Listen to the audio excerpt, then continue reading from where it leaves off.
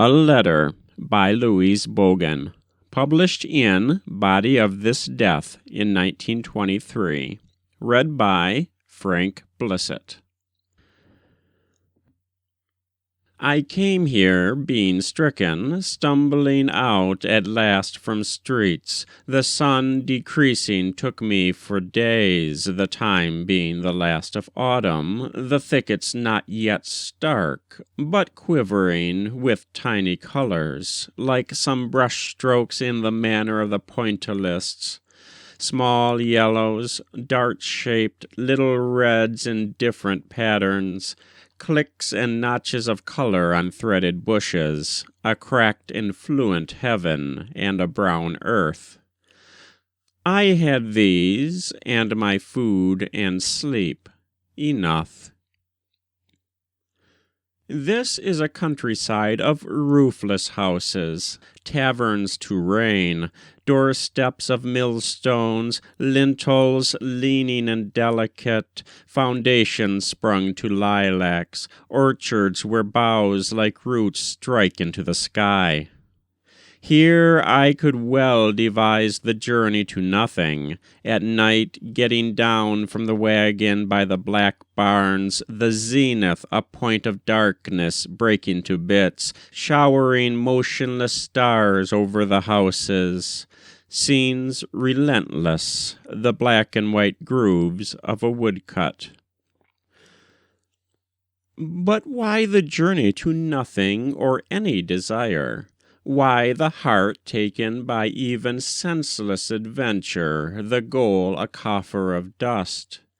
Give my mouth to the air, let arrogant pain lick my flesh with a tongue rough as a cat's. Remember the smell of cold mornings, the dried beauty of women, the exquisite skin under the chins of young girls, young men's rough beards, the cringing promise of this one, that one's apology for the knife struck down to the bone. Gladioli in sick rooms, asters and dahlias, flowers like ruches, rosettes. Forever enough to part grass over the stones by some brook or well, the lovely seed-shedding stalks. To hear in the single wind diverse branches repeating their sounds to the sky, that sky like scaled mackerel fleeing the fields, to be defended from silence, to feel my body as arid, as safe as a twig broken away from whatever growth could snare it up to a spring, or hold it softly in summer, or beat it under in snow. I must get well, walk on strong legs, leap the hurdles of sense, reason again, come back to my old patchwork logic, addition, subtraction, money, clothes, clocks, memories, freesias smelling slightly of snow and of flesh in a room with blue curtains, ambition, despair. I must feel again who had given feeling over, challenge laughter, take tears, play the piano, form judgments, blame a crude world for disaster.